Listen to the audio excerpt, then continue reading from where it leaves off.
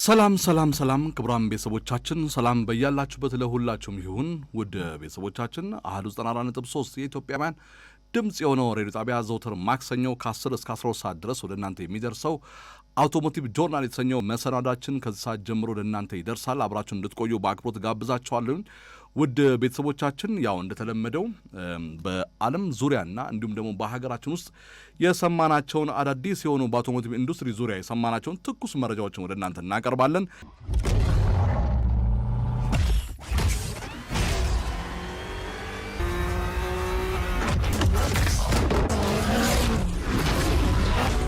ሙራድ ወደ አንተ እናልፋለን። ያለንን ሰዓትም የተጠቀምን የዲፕ ዲስቻርጅ የሚባለው በጣም ብዙ የኤሌክትሪክ መኪና አሽከርካሪዎች ባትሪያቸው በጣም ዝቅ ካለ በኋላ ባትሪ የሚሞሉ አሉና ባትሪው ዜሮ ሲገባ የሚፈጠሩ የቴክኒክ ጉዳቶች ምንድን ናቸው?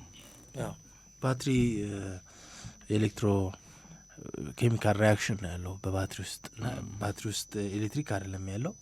ያ ሪያክሽን የሚያወጣው አውትፑት ነው፣ ውጤቱ ነው ኤሌክትሪክ የሚሆነውና ስለዚህ ያ ባትሪ ውስጥ ያለ ኬሚካል ባትሪ ውስጥ ያለ ማቴሪያል መቆየት ያለበት ተዋህዶ እርስ በርስ ኬሚካል ከኬሚካል ጋር እንዲሁም መቀመጥ ባለበት ቦታና መቀመጥ ባለበት ቴምፕሬቸር ልክ ሁሌ መኖር አለበት። ስለዚህ ይሄን ነገር ዲስተርብ ሊያደርገው ይሄን ነገር ሊለው የሚችል ብዙ ነገሮች ይኖራሉ። ሙቀት ሊሆን ይችላል በኤሌክትሪክ መኪና ላይ እንዳልከው ደግሞ ኦቨር ያንን ነገር መጠቀም ቻርጅ ማድረግ ሊሆን ይችላል ወይም ዲስቻርጅ ማድረግ ሊሆን ይችላል። ቻርጅ ማድረግ ለባትሪው ኤሌክትሪክ በመስጠት ሙቀት በመስጠት እንደማለት ነው። ያ ሪያክሽን ኦቨር የሚሆንበት ነገር ሊሆን ይችላል ወይም ያለውን ደግሞ ሪያክሽን ኤሌክትሪክ እንዲያመነጭ አድርጎ ውጤቱን ብቻ በመውሰድ እዛ ውስጥ ያለው ሪያክሽን ባዶ እንዲሆን እስከ ማድረግ ማለት ነው። አሁን ያልከው ወደ ታች ከ0% ድረስ እንደውም አብዛኛው ተሽከርካሪ ላይ 20% ተብሎ ተቀመጠ። 20% ተብሎ ሲቀመጥ 20% ባትሪ ዲስቻርጅ ያደረገ ባትሪ ከዛ በታች መውረድ የለበትም። አብሮት ይህን ያህል ዲግሪ ቴምፕሬቸር መኖር አለበት። በዚህ ሪያክሽን ውስጥ ኤሌክትሪክ ለማመንጨት የሚችልበት ስለሆነ ከዚህ በታች ከሆነ ግን ኤሌክትሪክ የማመንጨት አቅሙ ደካማ ነው የሚሆነው። ወይም ሪሳይክል የማድረግ እንደገና ቻርጅ ሆኖ የመነሳት አቅሙ እንደገና ከወረደ በኋላ ዜሮ ከሆነ በኋላ ቻርጅ አድርጌ እንደገና ልጠቀምበት የምትልበት ነገር በጣም ደካማ ይሆናል። ይሄን እንደው ቀላል ምሳሌ ለማሳየት ብዙ ጊዜ ሰዎች ባትሪያቸውን ለሰው ጃምፐር ይሰጣሉ። በነዳጅ መኪና ላይ እና ጃምፐር ይሰጡና ወይም በኔ ባትሪ ነሳ ተብሎ ከፍተኛ የሆነ ድብደባ ይኖር ይሆናል ወይም ለማስነሳት ክራንኪንግ ከፍተኛ የሆነ ክራንኪንግ ይኖርና በቃ አንተም ደከመ እኔም ደከመ ተብሎ እንደገና ቻርጅ ተደርጎ ይጠቀማል። ይሄ ያበዳሪ ወይም ያ የተደበደበበት ባትሪ ከዛን ጊዜ ጀምሮ ብሎ ሲያነሳ ተሰማዋል። ከዛን ጊዜ ጀምሮ ባትሪ ደከመ፣ ከዛን ጊዜ ካበደርኩ ጃምፐር ከሰጠው ጊዜ ጀምሮ ጠዋት እምቢ ያለኝ የሚልበት ደረጃ። ይሄ ማለት ምንድነው? ቅድም ያልከው ዲፕ ዲስቻርጅ ሲያደርግ እስከ መጨረሻው መኖር ካለበት በላይ በታች ከተቀመጠለት ሊሚት ወይም መጠን በታች ድረስ ያለውን ኤሌክትሪክ ሙሉ በሙሉ እንዲያወጣ የኬሚካል ሪያክሽን እንዲጨርስ ካደረከው በኋላ ሪሳይክል ለማድረግ እንደገና ቻርጅ አድርጌ ወደ በፊቱ አቋምና ለማለት ያስቸግራል። ለዛም ሲባል በኤሌክትሪክ መኪና ላይ የተቀመጠልን ቁጥር አለ አይደለ? 20% በታች አታርጉት የተባለው ትልቁ ነገር ለኔክስት ለሚያስፈልገን ነገር ወይም አሁን ቻርጅ ሲሆን ደግሞ ባለው ላይ ጨምሮ ከ20% በላይ ወደ ላይ ወይ 100 ወይ 80 እንደ መኪናው አይነት ለመሄድ የሚችልበት ደረጃ እንዲደርስ ለማድረግ ነው። ብዙ ጊዜ እንደውም ኦቨር ቻርጁ ሊከለከል ይችላል፣ ኮንትሮል ሊደረግ ይችላል። ኦቨር እንዳይሆን ኦቨር ማለት ከ100 በላይም እንዳይሄድ የሚከላከል መሳሪያዎች ዲቫይሶች ሊኖሩ ይችላሉ። ራሱም ባትሪው ፖቴንሻል ዲፈረንስ ሊከላከል ይችላል። ወደ ታች ዲፕ ግን ሲወርድ ዲስቻርጅድ ወይም ባትሪ ዴድ እንለዋለን። ወደ መሞት ያለውን ኢነርጂ ሁሉ ሰጥቶ ወደ መሞት ደረጃ ስለሚሄድ ቢቻል ሪሳይክል ለማድረግ ድጋሚ እንድንጠቀም ለማድረግ ከዛ ፐርሰንት ባንወርድ ይላል። ይህንን ግን ታሳቢ አድርገው እነሱም ይሰሩታል። ባትሪዎቹን አብዛኞቹ ባትሪዎች ላይ ቢወርድም በሚል ይህን ነገር ታሳቢ ተደርጎ ይሰራል፣ ድጋሚ ቻርጅ ተደርጎ እንዲነሳ። እኛ ግን የባትሪውን እድሜ ማርዘም ከፈለግን በተቻለው አቅም ከተቀመጠው ስፔሲፊኬሽን በታች ማድረግ ድጋሚ የመነሳት አቅሙ ወይም አስተዋጽኦ የማድረግ ፓወር ባላንስ የማድረግ አቅሙ እየደከመ ይመጣና ከዛ ቀን ጀምሮ መኪናዬ ጉልበት ያዘው፣ ደከመ፣ እንደ ድሮ ቻርጅ ሲቀበል እንደዚህ አይደለም፣ የተለያዩ ኮምፕሌኖች ስለምናመጣ እነዚህ ነገሮች ሴንሲቲቭ መሆን አለብን። እሺ በጣም ከልብ ነው እንግዲህ የምናመሰግነው ሙራድ። በጣም ብዙ አሽከርካሪዎች ባትሪ ቀኑን ሙሉ ስራ ላይ የሚውሉ እኔ በጣም ሀሳብ የሆነብኝ የነበረው ነገር አሁን የከተማ አውቶቡሶቹ እነዚህ ቬሎሲቲዎቹን እነሱን ጠየኩኝ። አንድ ሹፌር እንደውም ስሙን አልጠቅስምና ዝም ብዬ ጠየኩት፣ ባለሙያ እንደሆንኩኝ የጠየኩት እንዴት ነው ቻርጅ የምታደርጓቸው፣ አንድ ቀን ቻርጅ ይሆናሉ የሚባለው ምናምን የሚለውን ነገር ጠየኳቸው። የተወሰነ ግንዛቤ ያላቸው እነሱ በተለይ ልምድ ያላቸው ስለሆኑ ምንድን ነው እንግዲህ በተለይ ተሽከርካሪው ቀን ላይ እንዲቆም አይፈለግም፣ አገልግሎት የሚሰጥበት ሰዓት ስለሆነ፣ በማታው ሰዓት ግን ተጥዶ ወይም ቻርጅ ተደርጎ ያድራል። በማታ ነው ቻርጅ የምናደርገው፣ ቀን ሙሉ ለቀን ሙሉ ያገለግላል። አዎ ይሄ ፋስት ቻርጁ በብዛት እንደማይጠቀሙበት ነው የነገረኝ። ረጅም ሰዓት ቻርጅ እናደርጋለን ሌሊቱን በመጠቀም ቀንን። ይሄ ነገር ግን ይሄ ምንድን ነው አንዳንድ ጊዜ ያው አገልግሎት የሚሰጥ የትራንስፖርት ተሽከርካሪ ስለሆነ በዘዊት በተሽከርካሪው ላይ ባትሪ ቻርጅ ባደረክ ቁጥርም የባትሪን አቅም የሚቀንስበት ነምበር ኦፍ ቻርጁን የሚቆጥርበት ሁኔታ አለ። ግን ይሄ ፐርፐዝሊ ወይም አላማው ለዚህ ተግባር የተሰራ ነው። ምናልባት ረጅም ጊዜ ሊጠቀም ይችል ይሆናልና እንደዚህ አይነት ነገሮች ይጠቀማሉ። አንዳንድ አሽከርካሪዎች አለ ቀን ላይ ያንን ነገር እንዲጠቀሙ ይችላሉ አለ።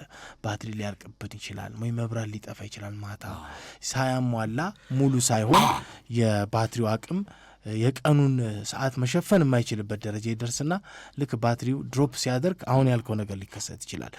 እውቀቱ ያስፈልጋቸዋል። አሁን እነሱም አሽከርካሪዎቹን እንደዚህ አይነት ዲፕ ቻርጅ እስከሚሆን ድረስ ከዚህ ፐርሰንት በታች ያው መንግስት ሀብት የህዝብ ሀብት ነው፣ የኛው ነው አይደለ? እኛው ነው የምንጓዝበትና ያንን ነገር ስልጠናው በየጊዜው ለነሱም አስመጪውም አምራቹም አካል እዚሁ ሀገር ውስጥ ነው የሚገጣጠሙትና በውጪ በሚመጡ ባለሙያዎች ስልጠናዎች መስጠት አለባቸው ለአሽከርካሪዎች።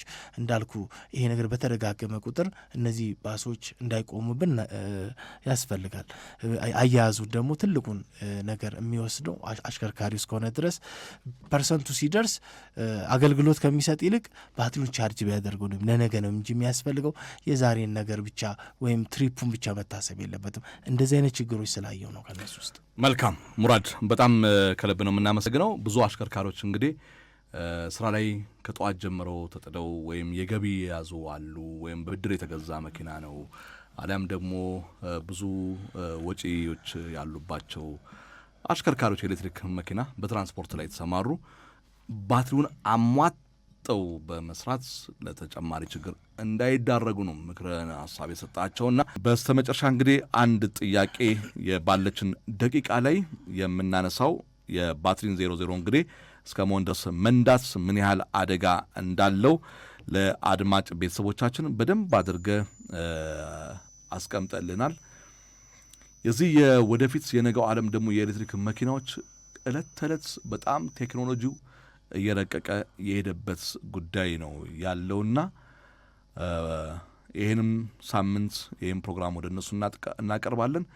ከተማሪዎች ሰርቪስ ጋር ግን በተያያዘ ምን መደረግ አለበት? ሁሌም በየአመቱ እኛ ስለምናነሳው ነው። ሙራድ አንተስ የመጨረሻውን የሀሳብ መዝጊያው ነው። እኔ እንደ ሀሳብ እንግዲህ የተማሪ ሰርቪስ ሲባል ስኩል ባስ የምንለው ለማየት ሞክሬ ነበር። አንዳንድ ስታንዳርዶችን ያው ማሟላት ያለባቸውን ነገሮች አሁን መንግስት ከዚህ በፊትም ያስገባቸው አውቶቡሶች አሉ ለዚህ ፐርፐዝ የሚውሉ ነገር ግን አብዛኛው በግለሰብ ትራንስፖርት የሚሰጡ እንደ ፋይፌል ሚኒባሶች፣ ኮስተር፣ ቶዮታ ኮስተር እነሱን ነው በብዛት ወደዚህ ስራ ውስጥ የሚያስገቧቸው እና ያው ካለ ኢኮኖሚ አንጻር የምትጠቀመው ነው። የተማሪን ብዛት እንዳልከው ከኢኮኖሚያችን አንጻር የምትወስደው ነገር ነውና ወደፊት ግን መሟላት ሲጀምርና እድገት በሚኖርበት ጊዜ መሟላት ያለበት ትክክለኛ የሆነ ተሽከርካሪ ነው ለእንደዚህ አይነት ስራ የሚውለው። የተማሪዎች ሰርቪስ ወይም ስኩል ባስ የምንለው በጣም ሴፍቲው የተሟላ ነው፣ ለነሱ ፐርፐዝ ላይ የተሰራ ነው። በአደጋ ጊዜ ማምለጫዎች፣ በአደጋ ጊዜ መውጫዎች፣ አደጋ ሲከሰት ሳይረኖች፣ ልጆችን ሊጠብቁ የሚችሉ እዛ ላይ ያሉ ነገሮች ሁሉ መሟላት አለባቸው። ሳይኖች ሁሉ አሉ፣ ምልክቶች አሉ። እነዚህን ሁሉ ሲያሟላ ነው ስኩል ባስ የምንለው። በነባራዊ ሁኔታ ግን ከዛ ውጪ ነው አሁን ያለው እኛ ሀገር ላይ ያለውና እንዳልከው የትራንስፖርት አገልግሎት የሚሰጡ ሰዎች በጎን ለጎን ይሄንን ስራ ይሰራሉ። በማስ ትራንስፖርት ብቻ ሲሆን በትናንሽ ታክሲዎችም ይሄ ስራ ይሰራል። በኤሌክትሮኒክስ ትራንስፖርት የሚሰጡትም ይሄንን ስራ እንደ ኮንትራት ይዘው ሲሰሩ ታያለ። ትልቁ ችግር ያለው ግን በዛ ያሉ ከ10 ከ15 ከ20 በላይ የሆኑ ተሽከርካሪ ልጆችን ይዘው የሚሄዱ አሽከርካሪዎች ላይ የሚታየው ችግር ነው። እሱ ነው ትልቁ ችግር። ቅድም አንድ አድማጫችን ያለችው ጥሩ ነገር አለ። በተለይ በተማሪዎች ወላጅ ኮሚቴ አማካኝነት እንደዚህ አይነት ነገር መቆጣጠር የሚቻልበት ከትምህርት ቤቱ ውጭ ሲሆን ትምህርት ቤቱ የሚመለከተው ነገር መኖር የለበትም። ቀጥታ የተማሪዎች ወላጆች ሲቆጣጠሩት ለልጆቻቸው ከኛ በላይ ማንም የለም የሚለው ነገር ስለሚኖር የተማሪ ቁጥር ብዛት ሊሆን ይችላል፣ የአሽከርካሪ ባህሪ ሊሆን ይችላል፣ ሌሎች ነገሮችን ሊቆጣጠሩ የሚችሉበት ነገር ይፈጠራል። ከልብ ነው የምናመሰግነው። ሰዓታችንን ተጠናቀዋል። ቀሪውን ውይይት በያላችሁበት ወላጆች ተወያዩበት። በመጪው መስከረም ላይ ደግሞ ስለ መፍትሄው አስቡ። ምን ማድረግ እንዳለባችሁ በደንብ አስቡበት። ልክ መስከረም ሲጠባ ካለው ግርግር ጋር አብሮ በዛ በግርግር ማዕበል ውስጥም መዋዠቅ ተገቢም አይደለም። ከሚመለከታቸው አካላት ጋር ተወያዩበት። መፍትሄዎችን ከቤተሰብ ጋር በመሆን ከወላጆች ጋር በመነጋገር በመደዋወል ችግሩን ለመቅረፍ ሞክሩ። ከቀሪ የአህዱ ዝግጅት ጋር ቆይታ አድርጉ። ከኛ ጋር የነበረን ቆይታ በዚሁ ተጠናቀዋል። ዕለተ አርብ ከቀኑ 10 ሰዓት ዳግም እንገናኛለን። መልካም ቆይታ።